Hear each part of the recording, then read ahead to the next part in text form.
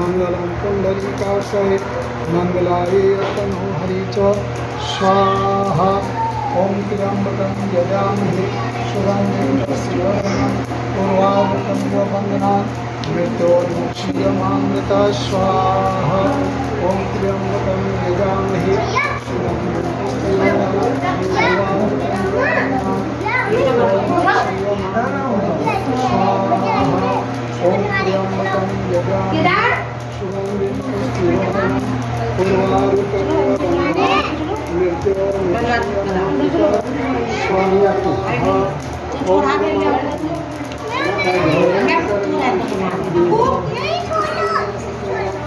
देवी कंजरायु स्वाहा। ओम नमः स्वाहा। ओम भूर्भुवः स्वः तत्सवितुर्वरेण्यं भर्गो देवस्य धीमहि धियो यो नः प्रचोदयात् स्वाहा। भूर्भुवः स्वः तत्सवितुर्वरेण्यं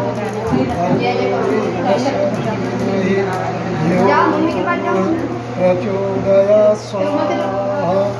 ओम नमः ओम गणानां गणपति वंदवामहे स्वाहा। त्र्याणां त्र्यपति वंदवामहे स्वाहा।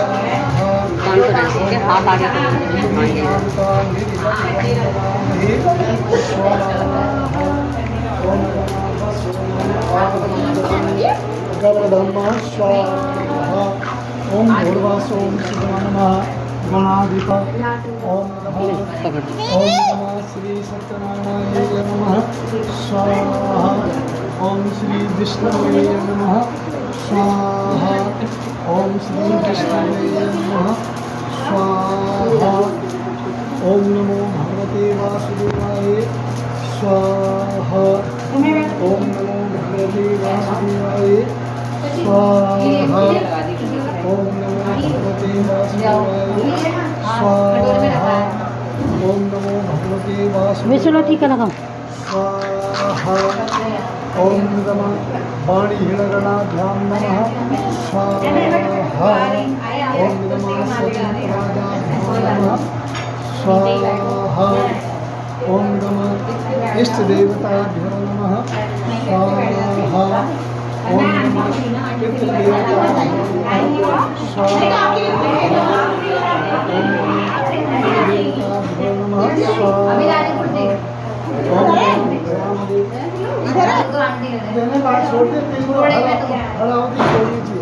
ओम नमः वाणीहीनगणाभ्यां नमः स्वाहा। ओम सामग्री डाल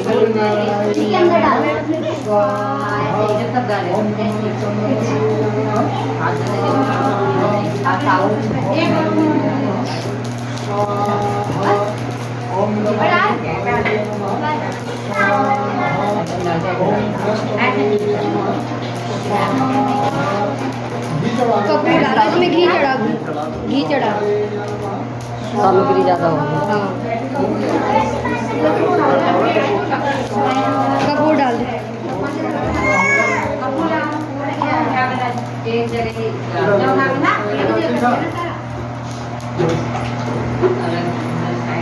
ओम हरि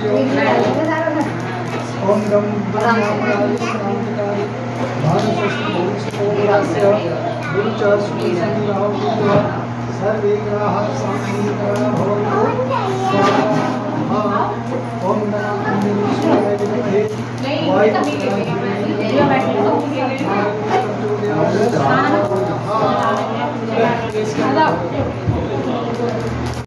हेलो दोस्तों, स्वागत है आपका हमारे एक और नए व्लॉग में।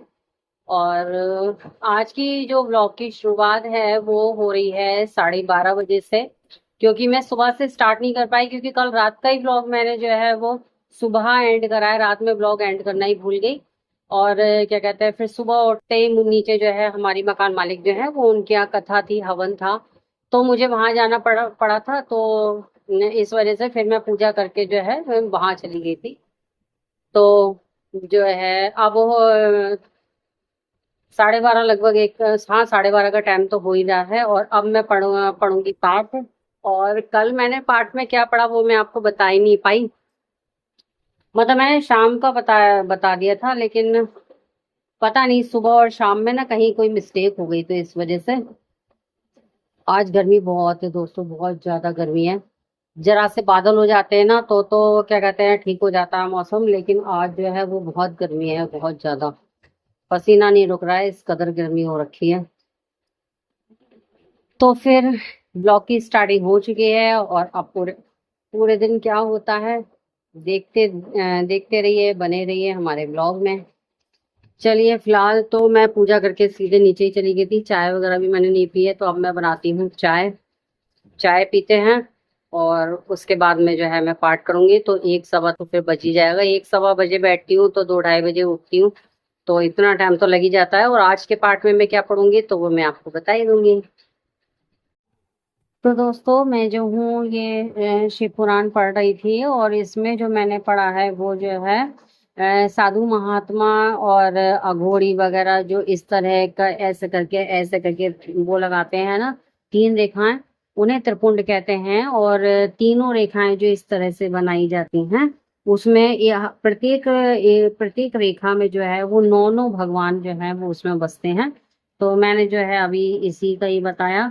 और उससे पहले मैंने पढ़ा था जो भस्म जो होती है वो उसका क्या महत्व है। भस्म जो है वो आप उसके जो गाय का गोबर होता है उसे जला के भी, आम की लकड़ी जला के भी इस तरह से भस्म बनाई जाती हैं। और वो भस्म जो है लोग जो है उस भस्म का त्रिपुंड जो है अपने माथे पर लगाते हैं।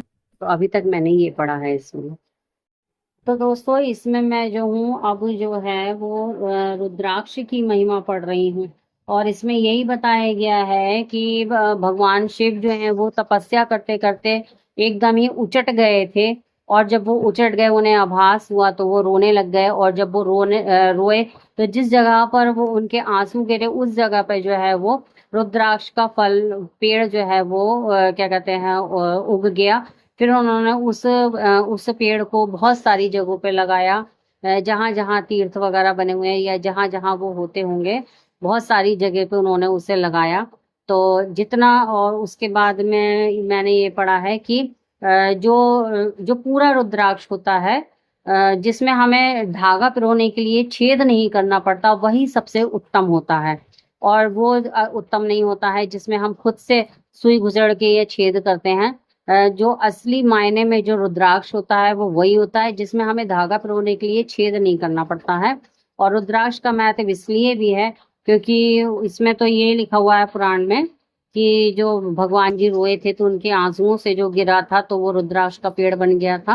और रुद्राक्ष जितना छोटा होता है उतना ज्यादा फलदायक होता है, और जितना बड़ा होता है उतना वो कम फलदायक होता है। जैसे नन्हे नन्हे से रुद्राक्ष होते हैं, इतने नन्हे नन्हे से रुद्राक्ष होते हैं, तो चने के बराबर का जो होता है वो रुद्राक्ष जो है वो बहुत ज्यादा फलदायक होता है। और जो कभी कभी इतने इतने बड़े बड़े भी देखे होंगे ना, वो जो अगोड़ी डाल रहते हैं, खूब बड़े बड़े इतने बड़े बड़े रुद्राक्ष डालते हैं, वो उतने मायने नहीं होते। शक्ति तो उनमें भी होती है, लेकिन ना के बराबर की होती है। छोटे छोटों में जो है वो शक्ति ज्यादा होती है। अब तक मैंने यही पढ़ा है। तो दोस्तों, अभी तक मैंने जो है वो विदेश्वर संहिता पढ़ा था। और इसमें जो है वो नहाने धोने, मल त्यागने, और दातून करने, और शिवलिंग का महत्व, भस्म का महत्व, पूजा कैसे करनी चाहिए, इन सब को बताया था। मतलब पूजा करने, भोलेनाथ की पूजा करने के तरीकों को इसमें बताया गया है। रुद्राक्ष की महिमा बताई गई है, और भस्म की महिमा बताई गई है। भस्म कैसे बनाना चाहिए वो बताया गया है। कथा कैसे कराई जानी चाहिए वो बताया गया है। तो मैंने ये जो है वो ये आज मैंने समाप्त करी है। और अब जो है वो जो है वो खंड शुरू हुआ है। रुद्र संहिता प्रथम सृष्टि खंड है ये। तो अब देखते हैं इस खंड में क्या क्या बताया जाता है और क्या क्या है इसमें। जैसे जैसे मैं पढ़ूंगी वैसे वैसे मैं आपको बताती रहूंगी। तो दोस्तों, मैंने जो अभी पढ़ी थी, जो मैंने आपको बताया था,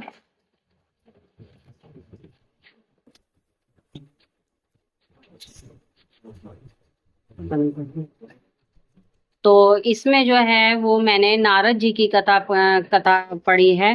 और नारद जी की और भगवान शंकर की और भगवान विष्णु की लीला जो है वो नारद जी पे पड़ी गई है। तो उसमें ये है कि नारद जी जो हैं वो तपस्या करने के लिए एक गुफा में गए थे। वो बहुत ज्यादा सुंदर थी, वहां पे उन्होंने तपस्या करी। तपस्या में वो इतने लीन हो गए तो जो इंद्र भगवान है वो डर गए, कहीं ऐसा ना हो ये तपस्या करके, क्योंकि इंद्र भगवान हर बात में डर जाया करते हैं कि कोई भी तपस्या कर रहा हो तो मेरे राज सिंहासन पर कब्जा ना कर ले। तो ये सोच कर कि नारद भगवान जो है वो उनके सिंहासन पर कब्जा ना कर लें, तो उन्होंने जो है वो वहां पे कामदेव को भेजा और कि तुम जाओ और इनकी जो तपस्या है वो भंग कर दो। तो कामदेव और बसंत जो है वो वहां पे गए उनकी तपस्या भस्म करने के लिए, खत्म करने के लिए, लेकिन वो वहां पे खत्म नहीं हो पाई। वो क्यों नहीं खत्म हो पाई? क्योंकि वहां पर जो है वो भगवान शिव की जो थी वो पहले से ही उन्होंने वहां पे तपस्या करी थी और वहीं पे उन्होंने कामदेव को भस्म किया था। उसका प्रभाव इतना प्रबल था कि वहां पे जो है कामदेव का जो है वो जोर चला ही नहीं, क्योंकि वहां पे वो कामदेव एक बार पहले से भस्म हो चुके थे। लेकिन वहां पे जो है ऋषि मुनि की जो तपस्या जो है वो खत्म हो गई और उन्हें अपने ऊपर जो है वो घमंड हो गया कि मैंने कामदेव को जीत लिया है, मैं इतना प्रबल हो गया हूँ। अब ये व्याख्या करते हुए जो है वो भगवान जो है वो नारद मुनि जो है वो भोलेनाथ के पास गए।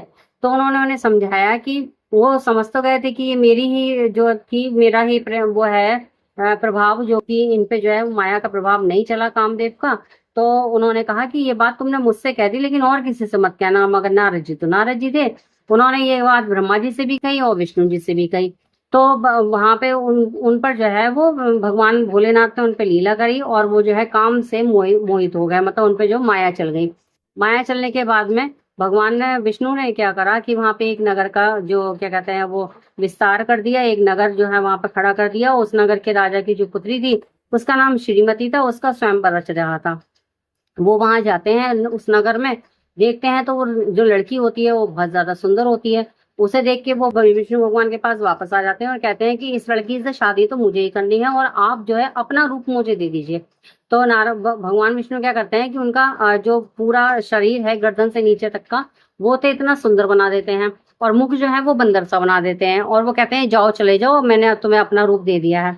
अब वो भगवान जो है वो नारद मुनि जो है वो देखते तो है नहीं कि मेरा मुंह कैसा हो रहा, और वो जाके सभा में बैठ जाते हैं। जब वो लड़की जो है वो उन्हें वरमाला नहीं पहनाती है और क्या कहते हैं वो वहां पे खड़ी रह जाती है, सोचती है कि इतना सुंदर तो कोई है ही नहीं जिससे मैं वरमाला पहनाऊं। तभी भगवान विष्णु वहां पे आ जाते हैं राजकुमार का रूप धर के और वो जो है उन्हें माला पहना देती है। माला पहनाते ही भगवान विष्णु उस लड़की को लेके अंतर ध्यान हो जाते हैं। तब जो है वो ये नारद जो है वो जो है वहां पे बोलने लगते हैं कि तुम्हारी लड़की ने मुझे माला क्यों नहीं पहनाई। तब वो कहते हैं कि तुम अपना मुख तो देखो कि तुम्हारा मुख कैसा हो रहा है, बंदर जैसे इंसान को कोई अपना पति कैसे मानेगा। तब उन्हें विष्णु जी की पूरी लीला का पता लगता है। जब पता लगता है तो वो विष्णु लोग जाते हैं, विष्णु जी से कहते हैं कि मैं तुम्हें श्राप देता हूँ, जिस तरह से मैं इसके वियोग में हूँ, इस स्त्री के वियोग में हूँ, इस तरह से तुम भी एक स्त्री के वियोग में रहोगे। और तुमने मेरा उपहास उड़ाया है, बंदर का मुंह बना के तुमने मेरी जो बेइज्जती करी है, तो उस टाइम पे जो है वो बंदर ही तुम्हें उस स्त्री से मिलवाएंगे। तो एक तरीके से इसमें ये भी शामिल होता है कि जो रामायण जो पूरी रची गई कि सीता का हरण हुआ और बानर सेवा हुई, तो वो एक तरीके से नारद मुनि का ही श्राप जो है वो विष्णु भगवान को लगा है। फिर उसके बाद में जैसे ही वो श्राप देते हैं तो भगवान शिव जी जो हैं वो उनसे अपनी लीला हटा देते हैं। तो वो मतलब जो जैसे होते हैं वो नॉर्मल वैसे ही हो जाते हैं। जब माया का प्रभाव हट जाता है तो वो नॉर्मल हो जाते हैं। तब उन्हें एहसास होता है कि अरे मैंने तो इन्हें श्राप दे दिया, इनकी तो कोई गलती नहीं थी, मैं तो माया के प्रभाव में था। और माया उनके ऊपर इसलिए डाली गई थी क्योंकि मैं घमंड हो गया था कि मैं कामदेव को जीत चुका हूँ। तो कामदेव को तो जो है वो बस श्री हरि विष्णु ही जीत सकते हैं या फिर भोलेनाथ ही जीत सकते हैं। तो उन्हें घमंड हो गया था। इस वजह से जब उनका प्रभाव हटा तो उन्होंने कहा कि भाई मुझे क्षमा कर दीजिए। तो उन्होंने कहा कि अब बताइए कि मैंने जो पाप किया है मैं इस पाप का प्रायश्चित कैसे करूं। तो भगवान विष्णु ने कहा कि आप जो है वो घट जाइए और भगवान शंकर की कथा का विस्तार कीजिए और उनके क्या कहते हैं भक्ति कीजिए। तो आज के एपिसोड में आज के जो मैं अभी जो खंड बताया था वो प्रथम खंड, उस खंड में मैंने अभी तक तो यही कहानी पढ़ी है। आगे जब मैं पढ़ूंगी तो मैं आपको जरूर बताऊंगी। तो मैंने आपको बताया था कि उसमें जो लोग थे जो उनका मजाक बना रहे थे कि तुम अपना मुख तो देख लो कि तुम्हारा मुख कैसे बांदर जैसा है। तो वो शिवगण थे और शिवगण जो है उन्हें वहाँ पे श्राप मिल गया था, लेकिन वो जो है वो उन्होंने राक्षस होने का श्राप दिया था कि तुम जो हो एक ब्राह्मण के यहाँ जन्मोगे लेकिन राक्षस कहलाओगे। तो यहाँ पे देखिए इसमें जो है वो पूरा साफ साफ दे रखा है कि वो जो गण थे, महादेव के ही गण थे, वो उनके पास गए हैं और उन्होंने नारद जी से क्षमा मांगी है कि आप हमें क्षमा कर दें। तो उन्होंने कहा कि जो मेरा शाप है वो तो वैसा ही रहेगा, लेकिन मेरा शाप तो नहीं बदल सकता। और इसमें उन्होंने कहा है कि मुनिवर विशर्वा के वीर से जन्म ग्रहण करके आप संपूर्ण दिशाओं में प्रसिद्ध कुंभकर्ण रावण राक्षस राज का पद प्रदान करेंगे। बलवान वैभव से युक्त तथा परम प्रतापी होंगे। समस्त ब्रह्मांड के राजा होकर शिव भक्त एवं जितेंद्रिय होंगे और शिव के ही स्वरूप श्री विष्णु के हाथों मृत्यु पाकर फिर अपने पद पर प्रतिष्ठित हो जाएंगे। तो मतलब इसमें भी ये देखा हुआ है कि जो रामायण की जो ये गाथा हुई थी, इसके पीछे कहीं ना कहीं नारद मुनि का जो श्राप है वो है। और क्योंकि उस टाइम पे भगवान जो कहा करते थे वो बिल्कुल सिद्ध होता था, तो ये इस चीज़ में ये लिखा हुआ है शिव पुराण में।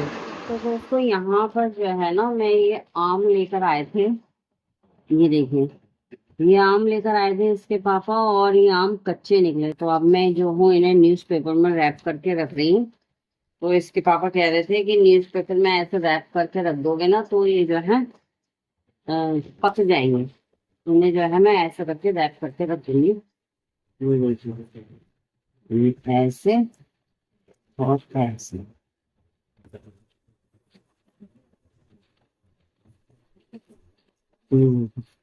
इन्हें मैं ऐसे रैप करके रख दूंगी ना एयर टाइट डिब्बे में, तो ये जो है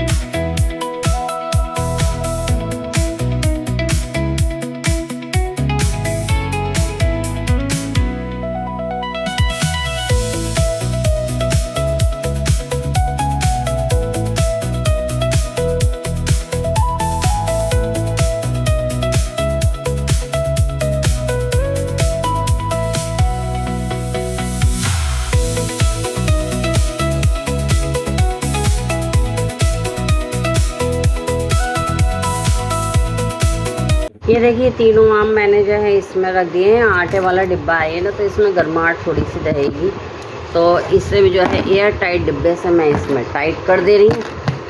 ये देखिए, तो अब ये जो है हो सकता है शाम तक या कल तक ये पक जाएं, क्योंकि कल तो खाने को मिले नहीं।